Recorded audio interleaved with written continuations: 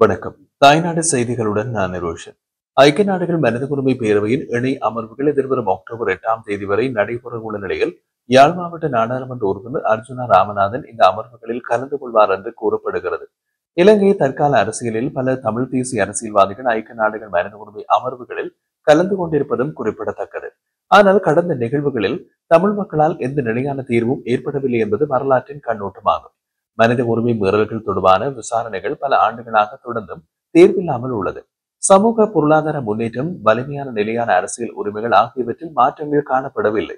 இதனால் பொதுமக்களின் இனி நம்பிக்கை குறைவாக, அரசியல் தீர்வுகளில் நடுநிலை இல்லாத நிலைமை உருவாகி உள்ளது. இந்த நிலையில் அர்ஜுனா தனது அரசியல் முற்றிலும் வெளிப்படையானது என்பதால் ஆங்கிலம் மற்றும் பன்னாட்டு ஊடகங்களில் நேரடி பேச்சு, சான்று, ஆதாரம், கடுமையான கேள்விகளுக்கு பதில் ஆகியவை வழங்குவார். முன்னாள் தலைவர்கள் போலவே வெறும் கலந்து கொள்வதில் மட்டும் நிற்காமல் தமிழ் மக்களின் சிக்கல்கள் மற்றும் இனவியல் பிரச்சனைகள் பற்றிய வலியுறுத்தல்களை முன்வைப்பார் என்ற எதிர்பார்ப்பும் காணப்படுகின்றது. வெளிநாட்டில் வசிக்கும் தமிழர்கள் மற்றும் சிவில் அமைப்புகளுடன் இணைந்து மக்கள் நலன் தொடர்பான ஆவணங்கள் மற்றும் ஆதாரங்களை அமர்வில் பராமரிக்கும் அதே நேரம் முன்னாள் அரசியல்வாதிகள் போல அமர்வுகளில் அரசியல் ஆதரவு அல்லது வெளிநாட்டு ஒப்பாரிகள் மூலம் குற்ற செயல்களை தவிர்ப்பது போன்ற நடவடிக்கைகள் நிகழாது. அர்ஜுனா சட்டத்திற்கு உடன்பட்ட வெளிப்படையான முறையை கடைபிடிப்பார் என்றும் எதிர்பார்க்கலாம். அர்ஜுனாவின் பங்கெடுப்பின் மூலம் சில மாற்றங்கள் ஏற்படலாம் என்றும் அரசியல் வட்டாரங்கள் எதிர்பார்க்கின்றன. குறிப்பாக வெளிநாட்டு மனித உரிமை அமைப்புகளுடன் நேரடியாக தொடர்பு கொண்டு தமிழ் பிரச்சனைகளை வலியுறுத்துவார் என்பதால் மக்களின் புதிய நம்பிக்கை உருவாகும். அரசியல் சாசனம் மற்றும் இனவியல் சிக்கல்கள் தொடர்பான ஆதாரங்கள் மையப்படுத்தப்பட்டு சட்ட நடவடிக்கைகளுக்கு ஆதாரம் கிடைக்கும்.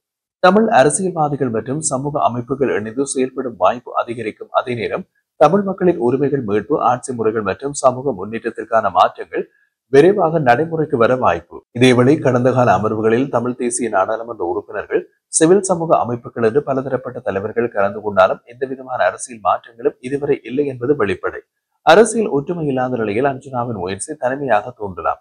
ஆனால் ஐக்கிய நாடுகள் பேரவையில் முடிவுகள் சட்டப்பூர்வ வலிமையுடன் செயல்படாவிட்டால் மாற்றங்கள் நேரடியாக நாட்டில் காணப்படாது.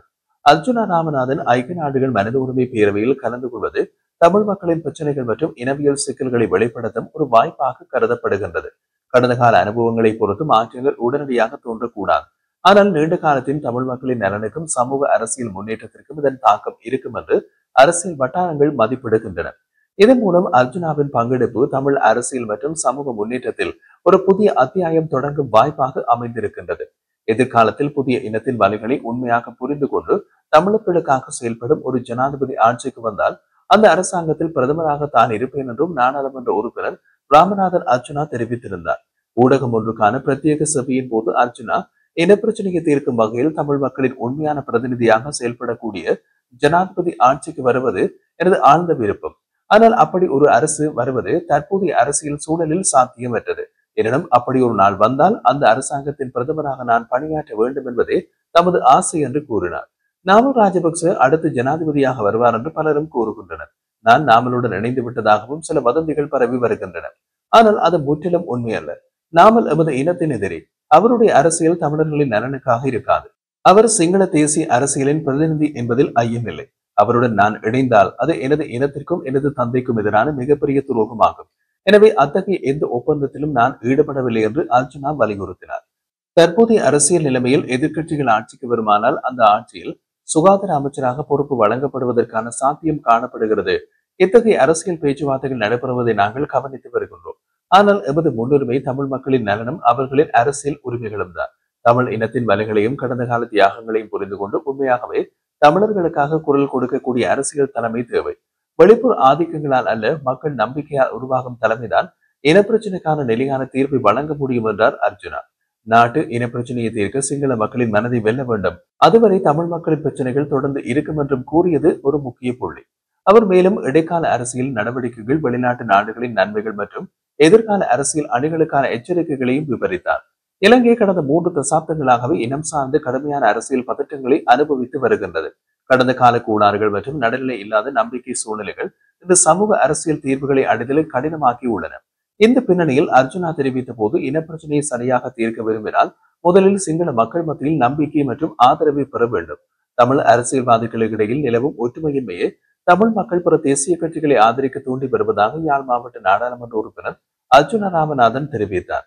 தமிழ் அரசியல்வாதிகள் ஒருவரை ஒருவர் குறை கூறியும் விமர்சித்தும் கொண்டிருக்கின்றார்கள். ஆனால் மக்களின் அடிப்படை தேவைகள், சமூக முன்னேற்றம், கல்வி, வேலைவாய்ப்பு, அபிவிருத்தி போன்ற விடயங்கள் அவர்களின் அரசியல் சிந்தனையில் இடம்பெறவில்லை என்றும் தெரிவித்தார். இத்தகைய சூழ்நிலை காரணமாக மக்களுடைய அரசியல் தலைவர்கள் மீதான நம்பிக்கை குறைந்து வருகின்றது. சிலர் அரசியலை பற்றிய வெறுப்புடன் பார்க்கின்றார்கள். நம் இனத்தின் எதிர்கால வளர்ச்சிக்கு இது பெரிய தடையாக உள்ளது. தமிழ் அரசியல்வாதிகள் ஒருமித்த நிலையை எட்டப்படாவிட்டால் மக்களின் வாழ்க்கை நிலைமையை மாற்ற முடியாது என்றும் அவர் வலியுறுத்தி கூறினார். இலங்கையின் வடக்கு மற்றும் கிழக்கு மாகாணங்களில் தமிழ் அரசியலில் கடந்த 2 தசாப்தங்களாக பல பிரிவுகளாக பிளந்திருக்கின்றது. அரசியல் நிலைப்பாடுகள், தலைமை போட்டிகள் மற்றும் சுயநல அடிப்படையிலான விமர்சனங்கள் காரணமாக பொதுமக்களின் தமிழ் அரசியல்வாதிகள் தங்கள் நலனுக்காக செயற்படுகின்றனர் என்ற பார்வை நிலை பெற்றுள்ளது. இதனால் வடக்கு கிழக்கு பகுதிகளில் சமீப காலங்களில் தேசிய கட்சிகள், குறிப்பாக சிங்கள ஆதிக்க கட்சிகள் கூட சில தமிழ் வாக்குகளை பெறும் நிலைமை உருவாகியுள்ளது. ராமநாதன் அர்ஜுனா தனது அரசியல் வெளிப்படைத்தன்மையை வலியுறுத்தி கூறியதாவது, என் அரசியல் முற்றிலும் வெளிப்படையானது. எனவே யாராலும் என்னுடன் டீல் அரசியல் நடத்துவது கடினம். கடந்த 75 ஆண்டுகளில் அடையாள அட்டை இலக்கத்தை வெளிப்படையாக கூறிய ஒரே அரசியல்வாதி நான் தான் என்று அர்ஜுனா பெருமையுடன் தெரிவித்தார். அர்ஜுனா மேலும், சிவில் அமைப்புகள் மற்றும் பொதுமக்கள் தாராளமாக என்னுடன் இணைந்து செயற்படலாம். மக்கள் நலனுக்காக நான் திறந்த மனதுடன் உள்ளேன் என்றும் கூறினார். தமிழ் அரசியலில் நீண்டகால நம்பிக்கை நெருக்கடி ஏற்பட்டுள்ளதன் காரணம் ஒரே கோட்டில் செயல்படும் தலைமை அமைப்பு இல்லாமைதான். ஒற்றுமையை நோக்கிய ஒரு இயக்கம் உருவானால் மட்டுமே மக்கள் மீண்டும் அரசியல் மீது நம்பிக்கையினை வைப்பார்கள். இந்த நிலையில் ராமநாதன் அர்ஜுனா மேலும் கூறிய போது, வரவிருக்கும் மாகாண சபை தேர்தலுக்கான நிதியை நாடு நாடாக சென்று திரட்ட இருக்கின்றேன் என்றும் தெரிவித்திருந்தார். அவர் இதற்கான முன்னோட்டமாக உலக வரலாற்றின் பல முன்னணி அரசியல் தலைமைகள், குறிப்பாக நெல்சன் மண்டேலா வெளிநாட்டிலிருந்து நிதியை திரட்டியதும் அதனை அரசியலில் பயன்படுத்தியதும் குறிப்பிடத்தக்கது என்று கூறினார். அர்ஜுனா மேலும், அந்த நிதியெல்லாம் சட்டப்பூர்வமாகவும் வெளிப்படையாகவும் திரட்டப்பட்டதாகும். அதுபோல நாமும் தேர்தலுக்காக நிதி உதவியும் செய்வோம் என்று அவர் வலியுறுத்தி இருந்தார். வெளிநாட்டில் வசிக்கும் புலம்பெயர் தமிழர்கள் தங்களின் ஆதரவையும் நிதி உதவிகளையும் தர தயாராக உள்ளார்கள். அவர்கள் தமிழினத்திற்கும் வடக்கு கிழக்கில் தமிழ் மக்களுக்கும் நல்ல எதிர்காலம் அமைவதில் உண்மையான பங்கேற்பை காட்ட விரும்புகிறார்கள் என்றார். இதனால் வெளிநாட்டு ஆதரவு மட்டுமல்ல, தமிழ் சமூகத்திற்கான இணைப்பு மற்றும் ஒருமைப்பாட்டுக்கான வலிமையான சூழல் உருவாகுவதும் என்பதும் அவர் சுட்டிக்காட்டிய விடயம். நெல்சன் மண்டேலா மற்றும் பிற உலகின் முன்னணி தலைவர்கள் வெளிநாடுகளில் இருந்து பெற்ற ஆதரவு சட்டப்படி மற்றும் வெளிப்படையாக இருந்தும் அவர்களின் ஜனநாயக போராட்டத்திற்கான நிதி ஆதாரமாக செயல்பட்டது. அதேபோல் அர்ஜுனா தற்போது எடுக்கவிருக்கும் நடவடிக்கையும் தலைமை மற்றும் செயல்பாட்டில் வெளிப்படைத்தன்மையை முன்னிறுத்தும் வகையில் இருக்கும் என்றும் அரசியல் வட்டாரங்களில் பேசப்படுகின்றது. ராமநாதன் அர்ஜுனாவின் நடவடிக்கை மக்கள் நலனுக்கான வெளிநாட்டு ஆதரவை சட்டப்படி மற்றும் வெளிப்படையாக பயன்படுத்தி தமிழ் மக்களுக்கான தேர்தல் மற்றும் சமூக முன்னேற்றத்தை முன்னெடுக்க திட்டமிடப்பட்டுள்ளது. இத்தகைய அணுகுமுறை தமிழர் ஒருமைப்பாட்டையும் புலம்பெயர் சமூகங்களுடனான இணைந்த நடவடிக்கையும் ஊக்குவிக்கும் வகையில் அமைந்துள்ளது. ராஜபக்சர்கள் பாரிய குற்றங்களை இழைத்தவர்கள். அவர்களுக்கு எதிராக நீதிமன்ற நடவடிக்கைகள் துரிதப்படுத்தப்படும். சட்டத்தின் பிடியில் இருந்து அவர்கள் தப்ப முடியாது என்று அமைச்சர் நலிந்த ஜாதிச தெரிவித்தார். கொழும்பில் இருந்து தங்காலைக்கு குடியமர சென்ற மஹிந்த ராஜபக்ச மற்றும் அவரது குடும்பத்தினர் அங்கிருந்து அரசியல் லாபம் தேடும் வகையிலே ஒப்பாரிகளை வைத்துக் கொண்டிருக்கின்றார்கள். ஆனால் அவர்களின் ஒப்பாரிகளால் நீதிமன்ற நடவடிக்கைகளை நிறுத்த முடியாது. ஒப்பாரி வைத்து தப்பி பிழைக்கலாம் என்று அவர்கள் நினைத்தாலும் சட்டம் கடைபிடிக்கப்படும் என்று அவர் தெரிவித்தார். நலிந்த ஜாதிச வலியுறுத்திய போது, பின்புலமாக ராஜபக்சர்கள் மேற்கொண்ட மனித உரிமை மீறல்கள், ஊழல், மோசடிகள் மற்றும் அரசியல் துஷ்பிரயோகங்கள் அடிப்படையாக உள்ளது. மனித உரிமை மீறல்கள் மற்றும் ஊழல், மோசடிகள் என்று ராஜபக்சர்கள் இழைத்த குற்றங்களுக்கு தண்டனை கிடைத்தே தீரும். அவர்கள் தப்ப முடியாது என்றார். குற்ற விசாரணைகள், வழக்கு பதிவு, விசாரணை மற்றும் விசாரணைகளுக்கு பிறகு தீர்ப்பு, குடும்ப ஒப்பாரிகள், அரசியல் அழுத்தங்கள் அல்லது வெளிநாட்டு ஆதரவு சட்ட செயல்பாடுகளை தடுக்கும் வகையில் அமையாது. பொதுமக்கள் நினைவில் நிலைத்த குற்றங்கள் மொட்டு கட்சியின் ஆட்சியில் மீண்டும் மலரும் என்று குட்டி ராஜபக்ச நாமல் கனவு காண்கின்றார். அவர் இழைத்த குற்றங்களை மறந்தாலும் மக்கள் மறக்கவில்லை என்று நலிந்த ஜாதிச குறிப்பிட்டார்.